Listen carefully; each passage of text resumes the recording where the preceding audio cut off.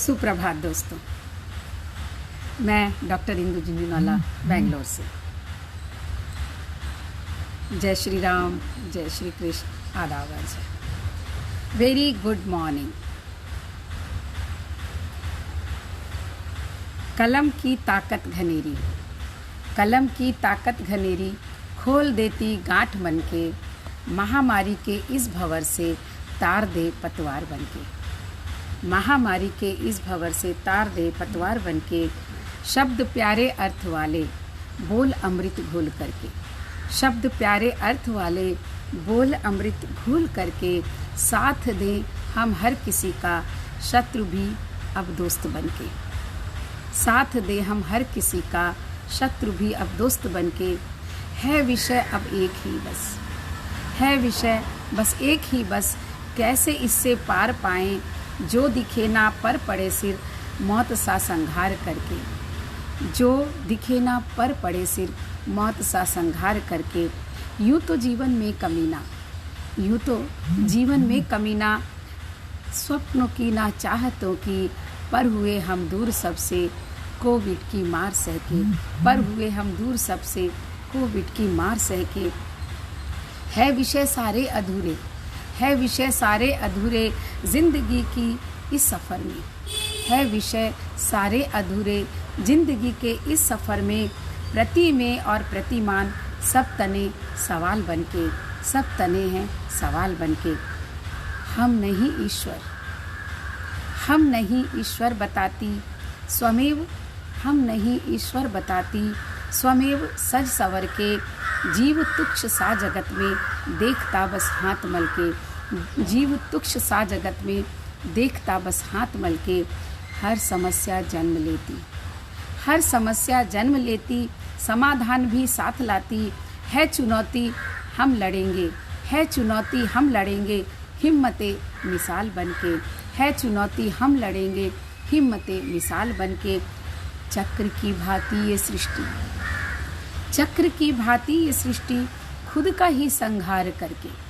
चक्र की भांति ये सृष्टि खुद का ही संहार करके, फिर नए रूपों में इंदु जगमगाती ढाल बनके। फिर नए रूपों में इंदु जगमगाती ढाल बनके। तो आज की त्रासदी कोरोना जो हमारा विषय है, आज जिंदगी में ये विषय ही नहीं रह गया, बल्कि बस यही रह गया। तो हम जिस यात्रा में निकले थे, प्रश्नों की यात्रा में, उसका जो अंतिम प्रश्न था वो बाकी था, और वो प्रश्न था कोविड से परेशान लोगों का। वो प्रश्न था कि कोविड में हम करें तो क्या करें, किस तरह से हम इस कोरोना काल में अपने आप को संभालें। हमने संभाला बहुत, लेकिन आगे भी कैसे संभालें। तो सबसे अच्छी बात जो मानव की है ना, उसमें जो ऊर्जा शक्ति है, उसमें जो ताकत है, वो हर कठिनाइयों को सह लेती है। हर कठिनाइयों के बाद जो जीने की एक जिजीविषा है ना, वो हमें किसी न किसी तरह राह पे ज़रूर ले आती है। तो जो ये सवाल था कि कोरोना में अब हम क्या करें, कैसे रहें, तो कुछ 4-5 दिनों पहले मेरे पास एक फ़ोन आया था और बताया किसी ने, पुरुष था, व्यवसाय करता है, और अब जब घर पर एकदम से बंद रहना पड़ रहा है, तो उसने कहा कि ये 3 महीने तो हमने निकाल दिए दीदी, 3 महीने निकल गए हमारे, किसी तरह निकल गए थे कि चलो 2-3 महीनों की बात है, तो इसको किसी तरह से हम अपने आप को समेट रखे थे घर के कामों में, बच्चों में, औरतों में। लेकिन आज जो स्थिति हो गई है, अब तो ये जैसे एंडलेस हो रहा है, और 3 महीने चले गए, लेकिन 3 महीने के बाद अब ऐसे लग रहा है कि अब क्या, कि घर में कितना रहें, क्या करें, करने के लिए कुछ समझ ही नहीं आता है, कितना कर सकते हैं। तो बात बड़ी वाजिब थी, और उसमें ऐसे किसी एक दूसरे व्यक्ति का फ़ोन था कि मैं मानसिक रूप से जैसे पंगु होता जा रहा हूँ। ऐसे लगता है कि मेरे पास कुछ करने के लिए नहीं है, जीवन में कुछ नहीं है, तो जीवन में क्या कर सकता हूँ, कैसे जीने की जिजीविषा को, अपने अंदर की जिजीविषा को कैसे मैं जीवित रखूं, क्योंकि मानसिक रूप से एक डिप्रेशन की स्थिति मेरी बनती जा रही है कि किसी से बात करना भी अच्छा नहीं लगता है, किसी काम में भी बहुत मन नहीं लगता है, और अकेले रहने से बहुत स्वाभाविक है कि मनुष्य जो है सामाजिक प्राणी है। आज अगर हमने समाज बनाया है तो कहीं ना कहीं इसके पीछे सबसे बड़ा कारण तो यही है कि हम अकेले नहीं रह सकते। और मुझे लगता है कि आज की जो ये सबसे बड़ी समस्या है ना, ये समस्या पुरुष वर्ग की और बच्चों की ज़्यादा है, सबसे ज़्यादा। तो अगर मैं पुरुष वर्ग को लेती हूँ ना, तो जो व्यवसाय करते हैं या महिलाएं भी जो बाहर जाती हैं, उनकी एक अलग समस्या बन जाती है। लेकिन जो पुरुष व्यवसाय करे या नौकरी पर जाते हैं या जो भी कार्य वो करते हैं, वो कार्य अब वो नहीं कर सकते, वो घर से बाहर नहीं जा सकते। तो वैसे में उनकी मानसिक स्थिति, मानसिक संतुलन जो है, धीरे धीरे बहुत असर पड़ता है इन सब चीज़ों पर, और वो सारे दिन घर में रहकर एक उबाऊ सा जीवन जीने लगता है, और धीरे धीरे ज़िंदगी के प्रति उसकी जो रुझान है ज़िंदगी का, जो मानसिकता है ज़िंदगी के प्रति, वो जो है विकृत होने लग जाती है। तो बहुत वाजिब सा सवाल है, लेकिन हमें इस समस्या की सिर्फ बात नहीं करनी है, बात समाधान की करनी है। समस्या तो है, इसमें कोई शक नहीं है। मैं वापस से बात करूंगी कि जब हम दो दृष्टियां जो मेरी बनती हैं, जब मैं दो दृष्टियों को देखती हूँ, निश्चय और व्यवहार की दृष्टि, तो व्यवहार नय की दृष्टि से देखें तो समस्या बहुत बड़ी है, और इस समस्या को किस तरह से हम सुलझाने का प्रयत्न कर सकते हैं व्यवहार नय के धरातल पर। तो सबसे पहले मैं ये कहूँगी कि पहले इसको निश्चय नय से हमें जोड़ना पड़ेगा। पहले हमें ये देखना पड़ेगा कि वास्तव में एक दूसरा पक्ष जो बनता है सत्य का, वो क्या है। तो अब व्यवहार नय की दृष्टि से अगर हम देखते हैं, सो ये समस्या मेरी और आपकी नहीं है, आज ये समस्या पूरे विश्व की है। तो अगर इसको हम और थोड़ा सा खंगालें और थोड़ा सा हम पीछे जाएं कि क्या जो समस्या ये आज हमारे सामने आई है, क्या ये इतिहास में कभी आई नहीं, कभी लोगों के पास आई नहीं। देखिए, इतिहास की महत्ता ना हमेशा ऐसे समय पर बहुत ज़्यादा समझ में आती है, और साथ में साहित्य की भी, क्योंकि कुछ बातें हमें इतिहास बताती है और कुछ बातें हमें साहित्य बताता है। और इतिहास हमें वो बता देता है जो हुआ है, जैसा हुआ है, और साहित्य ना दो तरफा काम करता है। वो हमें ये भी बताता है जो हुआ है, और वो हमें ये भी बताता है जो हम कर सकते हैं। तो हर समय जो साहित्य होता है ना, सह अस्तित्व की, सह हित की बात जो लेकर के चलता है, जो हम बताते हैं साहित्य बना या सहहित से, कि एक दूसरे का हित जिसमें छिपा हो, तो वो इस हित की बात भी करता है। तो इसलिए इतिहास से आगे निकल जाता है साहित्य। तो जब हम खंगालते हैं ना अपने साहित्य को, जब हम खंगालते हैं अपने इतिहास को, तो हम देखते हैं कि करीब हर 100 साल में एक बार ऐसी स्थिति आती है, एक बार ऐसी कोई समस्या आती है जो जिसका सामना पूरे विश्व को करना पड़ता है, पूरे जीव जाति को करना पड़ता है। अभी आप इसको ऐसे समझिए कि ये समस्या सिर्फ हम लोगों की, सिर्फ प्राणियों मतलब मनुष्यों की नहीं है, ये समस्या प्राणी जगत की है। सारे प्राणी जगत की ये समस्या इस तरह से है कि आज जब हमारे पास खाने के लिए नहीं है, तो जो पालतू जानवर हैं, जो सड़कों पर फिरने वाले गाय, कुत्ते, बिल्ली, इस तरह के जो जानवर हैं, उन्हें भोजन कौन देता है और कौन दे सकता है। अब जब आप ही अपने आप को संतुष्ट नहीं कर पाते हैं, जब हमारा ही पेट नहीं भरता है, जब हम ही अपने परिवार का भी ध्यान नहीं रख पाने की स्थिति में हैं, तो हम बाहर की नहीं सोच पाते हैं। तो ये समस्या आई है संपूर्ण प्राणी जगत पर, पहले हमें ये समझना है। और ये व्यवहार नय की भी बात है कि हमें संपूर्ण प्राणी जगत पर समस्या है और हर आदमी इस समस्या से जूझ रहा है। अब ये समस्या जब हम देखते हैं कि हर 100 साल में एक बार आती है, तो फिर मुझे याद आ जाता है नागासाकी का और हिरोशिमा का बम। आप कल्पना कीजिए कि नागासाकी और हिरोशिमा पर जब बम पड़ा था, जब बम गिराया गया था, और उसके बाद की जो वहाँ की स्थिति थी, क्या उतनी बुरी स्थिति है हमारी?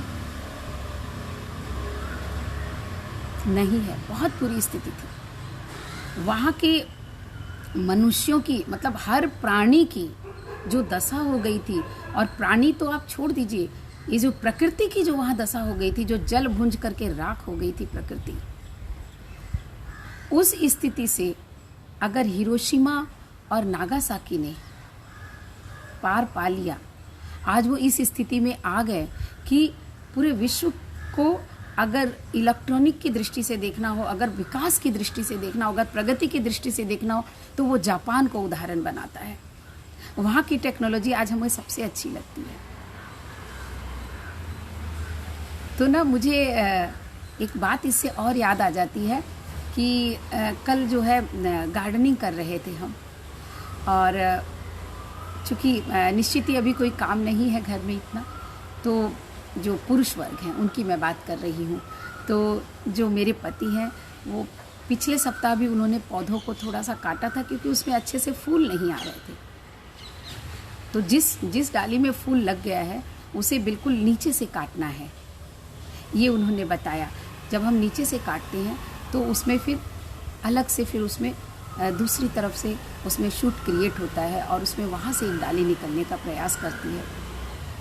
तो पिछले सप्ताह ही उन्होंने उसकी कटिंग की थी। कल उन्होंने मुझे बुला के दिखाया कि देखो मैंने इसको यहाँ से काटा था, और मैंने बड़ा गुस्सा भी किया था कि आपने मेरे पौधों को काट करके छोटा सा कर दिया है। तो उन्होंने मुझे दिखाया, देखो मैंने इसको निश्चित ही थोड़ा ज़्यादा काट दिया था, और मुझे भी लगा कि मैंने ज़्यादा काटा है, लेकिन जब मैंने इसको ज़्यादा काटा है ना, तो मैं आज चकित हो रहा हूँ इसको देख करके। और वो इतना आश्चर्य से और इतनी खुशी से उन्होंने मुझे बुलाया कि तुम देखो कि इसमें कहाँ कहाँ से शूट आ रहा है। ये मेरे लिए भी ताज्जुब की बात है। हमारा फूलों का ही काम है, हमारा फूलों का ही बिजनेस है, तो निश्चित ही उनका इस बारे में बहुत नॉलेज है। लेकिन उन्हें बड़ा ताज्जुब हुआ कि उसमें से नीचे से, जहाँ हमने सोचा था कि एक जगह से शूट निकलेगा, एक जगह से नई डाली निकलने की कोपल फूटेगी, उसमें बहुत जगहों से वो डाली कोपलें फूटने लग गई। इतने छोटे से पौधे में, जिसको कि जो इतना बड़ा था उसको काट करके हमने इतना सा कर दिया था, उसमें आश्चर्यजनक रूप से 15 जगहों से सूट निकल रहे थे। और जब वो मुझे दिखा रहे थे ना, तो मैं उनको देखने के साथ साथ जो मेरी एक दृष्टि बन रही थी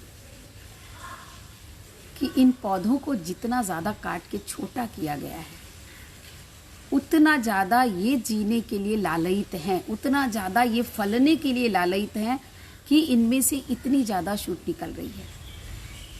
तो जब मैं जापान को देखती हूँ कि आज उसकी जो स्थिति है, इन थोड़े से सालों में, कहेंगे तो बहुत लंबा साल नहीं हुआ है, हमारी आज़ादी के बाद की बात है ये, तो इन थोड़े से सालों में जो उसने प्रगति की है, तो वो मुझे उस शूट को देख करके, उसमें उगते हुए कोपलों को फूटती हुई देख करके मुझे ये एहसास हुआ कि जितना ज़्यादा कष्ट हमारी ज़िंदगी में आता है, जितनी ज़्यादा समस्याएं हमारी ज़िंदगी में आती है, उतना ज़्यादा हम आगे बढ़ने की कोशिश करते हैं, बल्कि विकास के लिए उससे कहीं बहुत अधिक हम सोचते हैं और कर पाते हैं। तो सबसे अच्छी बात जो मुझे ये लगती है कि अगर हम इस कोरोना की स्थिति में ये सोचें कि आज जो हम नहीं कर पा रहे हैं, और उस नहीं कर पाने में जो हमें वक्त मिल रहा है सोचने का, विचारने का, अपने आप को देखने का, आगे बढ़ने के लिए, ये कोरोना हमेशा तो रहेगा नहीं। ऐसा तो नहीं है कि कोई भी बीमारी आज तक हमेशा के लिए इस स्थिति में तो नहीं रही, कोई भी समस्या ऐसी तो नहीं रही कि वो कभी नहीं खत्म होगी। तो जब ये स्थिति खत्म होगी, उस समय हम और कैसे बेहतर अपनी ज़िंदगी को जी सकते हैं, अगर हम इस बारे में आज सोचते हैं, तो ये सोच अपने आप में हमें एक नई दिशा देगी कि हमारे पास हो सकता है 2 महीने हो सकता है 4 महीने हो, क्योंकि कुछ लोग ये कहते हैं कि शायद ये पूरा साल इस कोरोना में चला जाए। जब तक कोई नई वैक्सीन नहीं आती है, तब तक हमें समझ में नहीं आता है कि क्या कर सकते हैं। ठीक है, तो ये 4 महीने उस आने वाले 40 सालों के लिए बहुत कम है, अगर हम कुछ सोचते हैं उस 40 सालों में कुछ आगे बढ़ने का, क्योंकि ये वक्त नहीं रहेगा हमेशा। तो इस पर मुझे कुछ पंक्तियाँ याद आ रही हैं कि वक्त तो राही है, आया है गुजर जाएगा। वक्त तो राही है, आया है गुजर जाएगा, ना वो ठहरा है कभी, ना ये ठहर पाएगा। ना वो ठहरा है कभी, ना ये ठहर पाएगा। मुसाफिरों का भला क्या, मुसाफिरों का भला कोई ठिकाना है कहीं। गम न कर ए दोस्त, नया वक्त चला आएगा। गम न कर ए दोस्त, नया वक्त चला आएगा। छलक जाए गर बूंदे तो अफसोस न कर, छलक जाए गर बूंदे तो अफसोस न कर। फिर से मैं खाने में नया जाम भरा जाएगा, फिर से मैं खाने में नया जाम भरा जाएगा। जिसकी फितरत ही बदल जाने की ठहरी। ये तो वक्त है ना, मौसम है ना, ये तो बदलेगा। बीमारी भी हमेशा नहीं रहेगी, तो बदल जाएगा। तो जिसकी फितरत ही बदल जाने की ठहरी, उन पर एतबार कभी दिल न कर पाएगा, उन पर एतबार कभी दिल न कर पाएगा।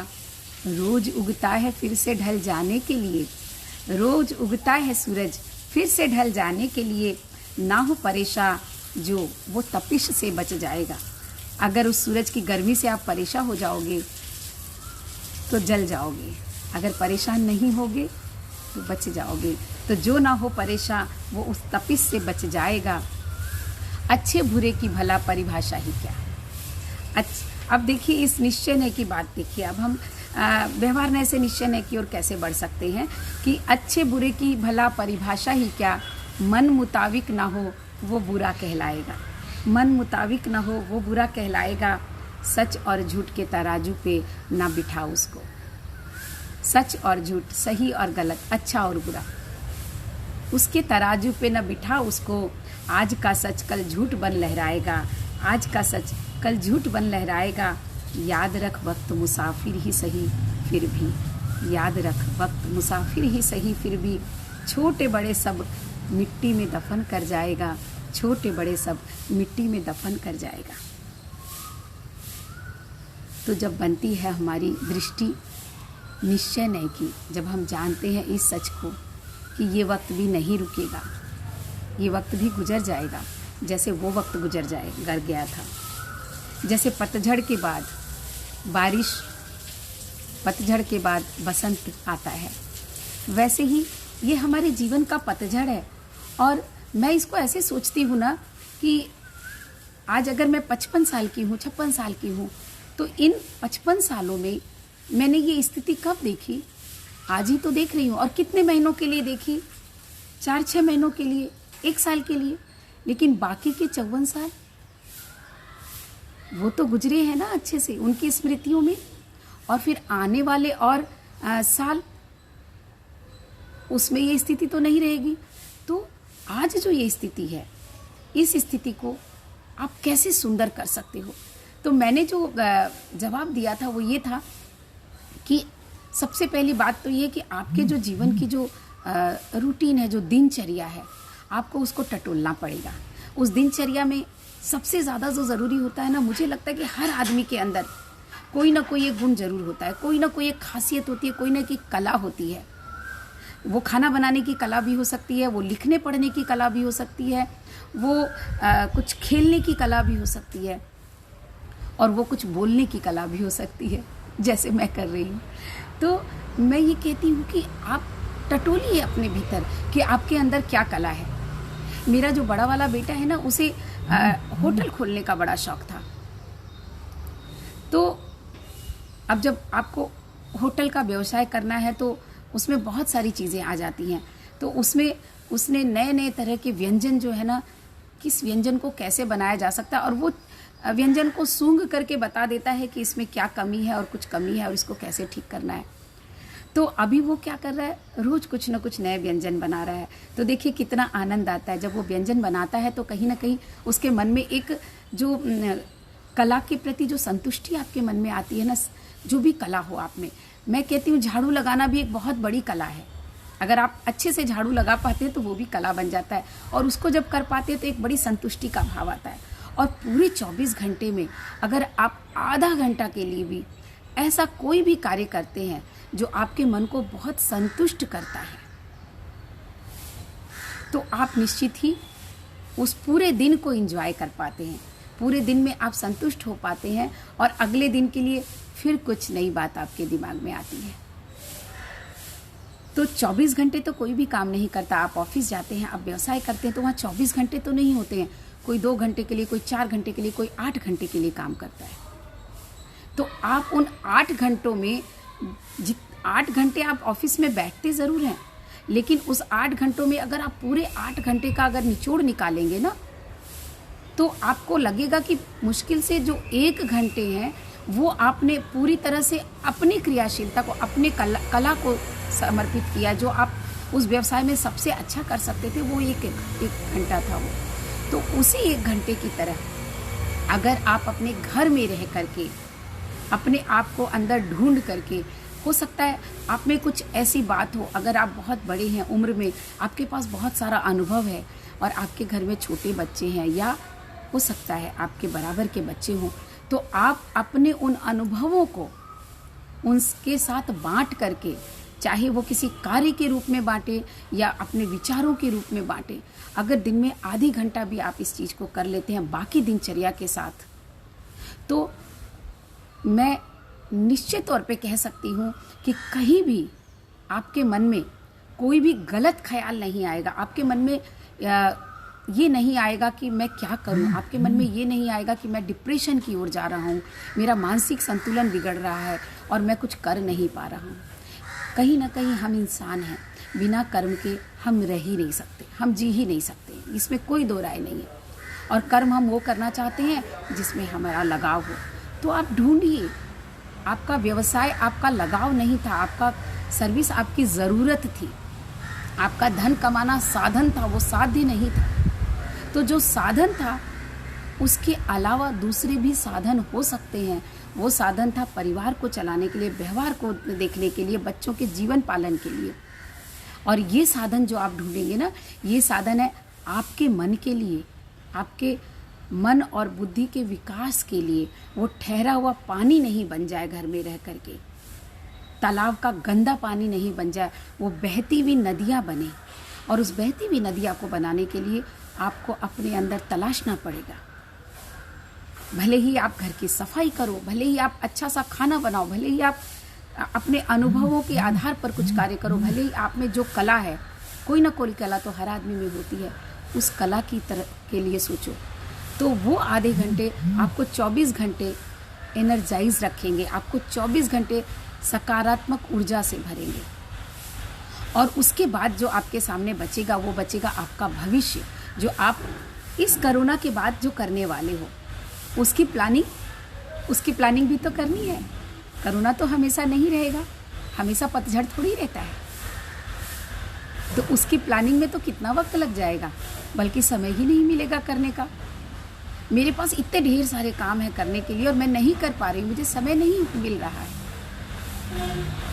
क्योंकि मुझे लगता है ये भी करना है, वो भी करना है, एक पुस्तक का अनुवाद करना है, एक पुस्तक का करेक्शन करना है, अपनी कविताओं को सहेजना है। सच मानिए तो 4 महीने में मैंने मुश्किल से, जो अभी आपको कोविड वाली कविता सुनाई है, मुश्किल से 2 या 3 कविता लिख पाई हूँ।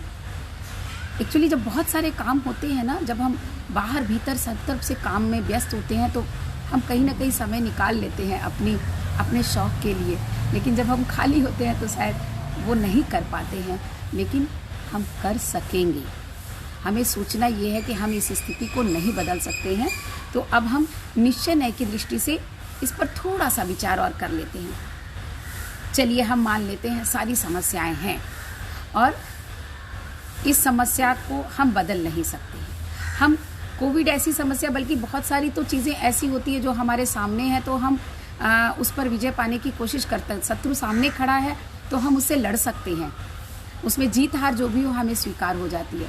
लेकिन कोरोना नामक शत्रु तो ऐसा है जो हमारे सामने नहीं है, अदृश्य है, तो उससे हम कैसे लड़ें?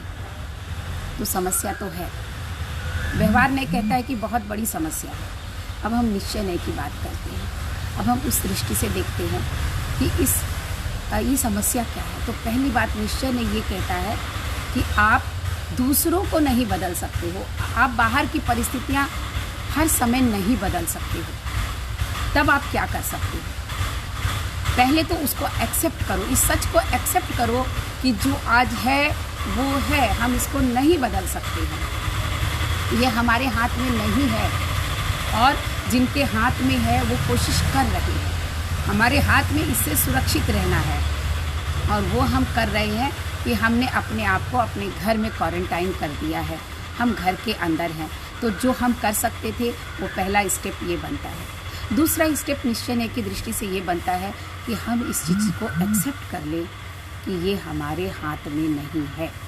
जिस क्षण हम इसको एक्सेप्ट कर लेते हैं, स्वीकार कर लेते हैं, ये जो स्वीकार भाव जब मन में आ जाता है ना, तो आधी समस्या वहाँ ख़त्म हो जाती है। जब स्वीकार भाव आता है तो फिर हम अपने ऊपर कार्य करना शुरू करते हैं, सामने वाले के ऊपर नहीं करते हैं।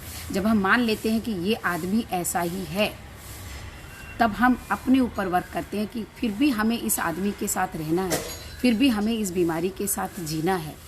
तो हमें बदलाव कहाँ करना पड़ेगा? खुद में करना पड़ेगा। तो जब हम खुद की ओर मुड़ते हैं स्वीकार करके, तब हम देखते हैं कि हम इसको किस तरह से ले सकते हैं।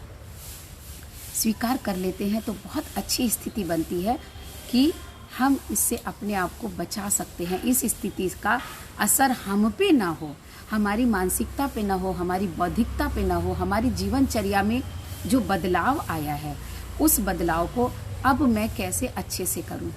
क्यों? क्योंकि खुद को बदलना मेरे हाथ में है, दूसरों को बदलना तो है नहीं। तो मैं खुद को कैसे बदलूं?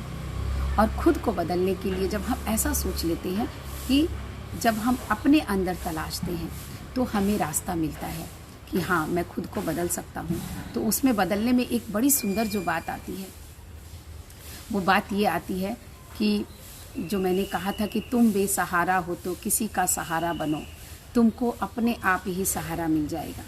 हो सकता है आपको किसी कार्य में मन ही न लगता हो, तो आप ये देख सकते हैं कि आपके आसपास जो लोग भी हैं वो इस समस्या से किस तरह से परेशान हैं और उनकी उस परेशानी को आप किस तरह से दूर कर सकते हो, किन परेशानियों को आप दूर कर सकते हो। तो जब हम उनकी परेशानियों के बारे में सोचने लगते हैं ना, तो ये बड़ा मानव का मज़ेदार सा स्वभाव है कि वो अपनी परेशानी भूल जाता है। एकदम ऐसे ही जब आपको कहीं एक दर्द हो रहा है, छोटा सा दर्द हो रहा है, और आपने अगर पैरों में छोटा सा दर्द है और हाथ में एक बड़ा सा घाव हो जाए तो आप अपने पैरों के दर्द को भूल जाते हो। ठीक वैसा ही होता है जब हम दूसरों पर अपना ध्यान केंद्रित करते हैं, दूसरों की समस्याओं को देखते हैं, तो आप देखोगे कि आप तो बहुत सुखी हो, आप घर के अंदर हो, आपके पास खाने पीने की वस्तु है, आपके पास धन है। बहुत सारे ऐसे लोग हैं जिनके पास खाने पीने की वस्तु नहीं है, जिनके पास धन नहीं है। और मैं सोचती हूँ कि आज कोरोना काल में सबसे ज़्यादा लोग मज़दूरों की, गरीबों की, किसानों की बात कर रहे हैं। निश्चित ही वो बहुत परेशान है, लेकिन मुझे लगता है मध्यम वर्गीय सबसे ज़्यादा परेशान है, क्योंकि मध्यम वर्गीय तो जाकर के किसी के आगे हाथ नहीं फैला सकता है, क्योंकि उसके दिमाग में तो सबसे पहला ख्याल आता है लोग क्या कहेंगे। तो वो अपनी समस्या, अपने इस संकोच के कारण किसी से हाथ नहीं फैला पाता है, किसी से मांग नहीं पाता है, और उसकी नौबत सबसे बुरी हो गई है। क्योंकि जो और हम उससे नीचे तबके के लोग देखते हैं वो मांगने में संकोच नहीं करते हैं, और उन्हें देने के लिए हम सब सारे लोग तैयार भी हो जाते हैं, लेकिन उन लोगों की कोई नहीं सोचता। तो हम जो आदमी जिस रूप में सक्षम है, मैं नहीं कहती हूँ कि आप धन बांटिए, आप जो योगदान कर सकते हैं, जिस तरह से योगदान कर सकते हैं उस तरह का योगदान। और इस मामले में अगर देखा जाए तो आज आप देखिए कि हमारे जितने डॉक्टर्स हैं और पुलिस है, हमारे जो जवान है, जो जितनी अच्छी भूमिकाएं ये लोग निभा रहे हैं, अपने जीवन की परवाह नहीं करके, ये डॉक्टर्स जो हैं उनको तो वाकई में सैल्यूट करना चाहिए। और पुलिस को आज जगह जगह हम बचे, जनता बचे, इसलिए वो सारे काम कर रहे हैं। तो वो जो एक सुकून मिलता है ना, उस पर मुझे एक छोटी सी कहानी याद आ जाती है कि एक संत हुए थे जिनका नाम था वायजीद। वायजीद एक संत हुए थे, मैंने कहीं पढ़ा था, बहुत सुंदर प्रसंग है कि वायजीद संत जो थे वो कहीं तीर्थ यात्रा के लिए जा रहे थे। रास्ते में ना उन्हें एक गरीब व्यक्ति मिलता है। वो वायजीद से पूछता है कि हे महात्मा, आप किधर जा रहे हो? तो वायजीद कहते हैं कि वत्स, मैं तीर्थ यात्रा के लिए जा रहा हूँ।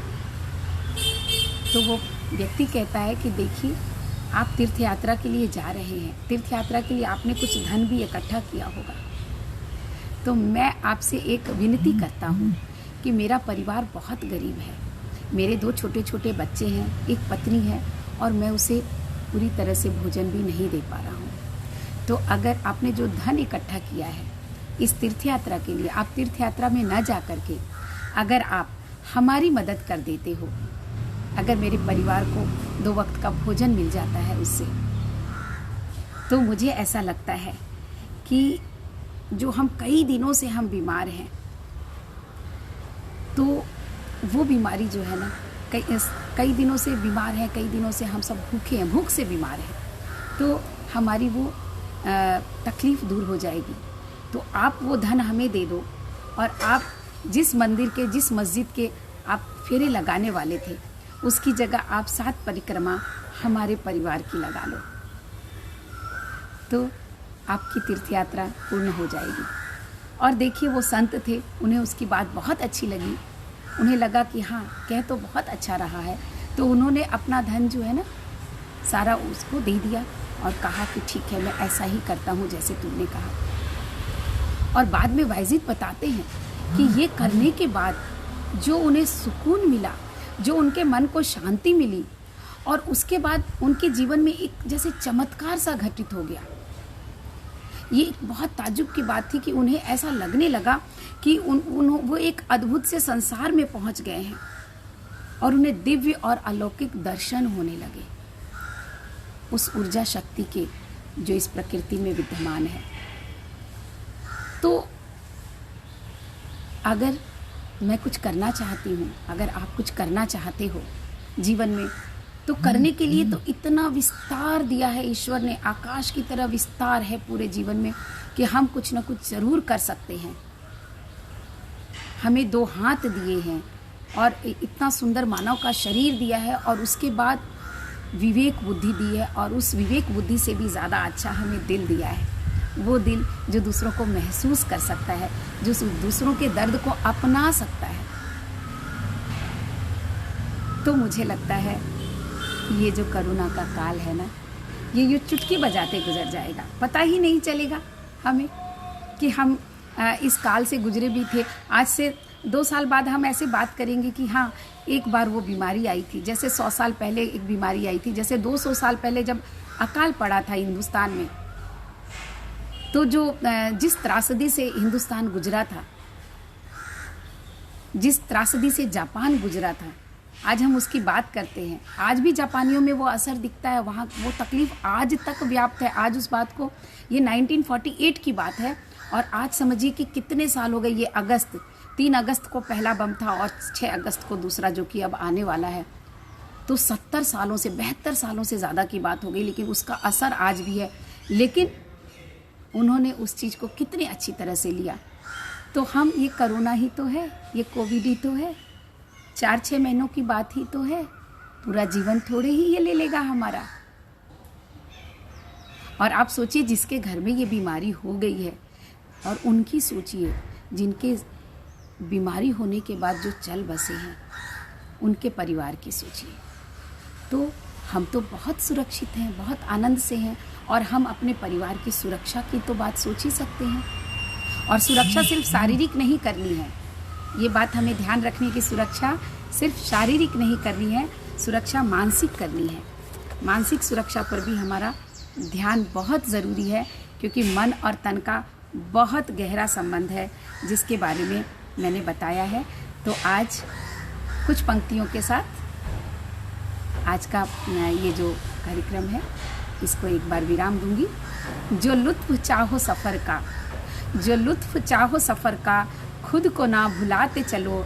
हम सफ़र ना सही, हम सफ़र ना सही, रह गुज़र को ही हंसाते चलो, रह गुज़र को ही हंसाते चलो।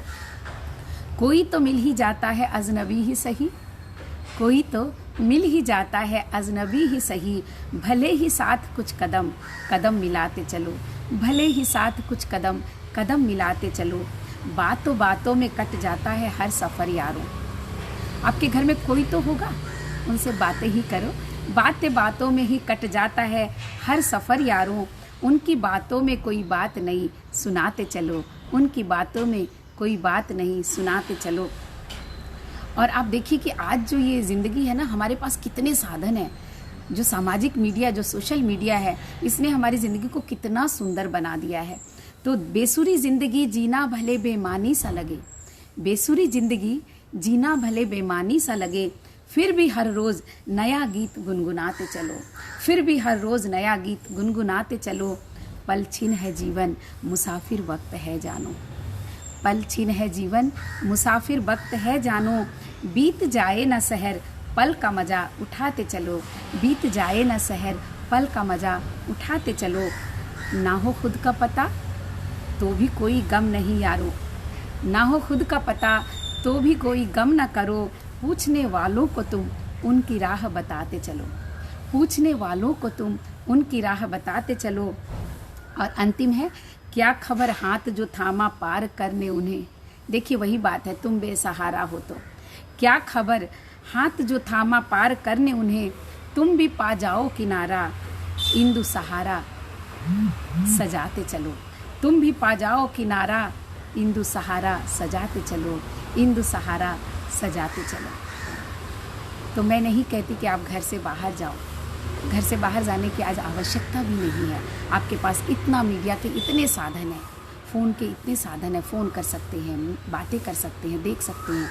और मैं कहती हूँ कहीं मत सोचिए, सबसे पहले अपने परिवार की सोचिए। आपके परिवार में कोई ऐसा तो नहीं है जो कहीं अंदर ही अंदर इस स्थिति को झेल नहीं पा रहा है। उनके मनोरंजन की बात सोचिए, उनके साथ बैठिए, उनके साथ हंसिए। अगर उनको हंसाने की कोशिश करेंगे तो आपको हंसना पड़ेगा ना। तो बस हो गई आपकी ज़िंदगी खूबसूरत सी, फूलों की तरह हंसती हुई। तो आज बस इतना ही। आप स्वस्थ रहें, सुंदर रहें और पूरे परिवार के साथ बहुत खुश रहें। आज का दिन आपका बहुत मंगलमय हो। बहुत बहुत धन्यवाद।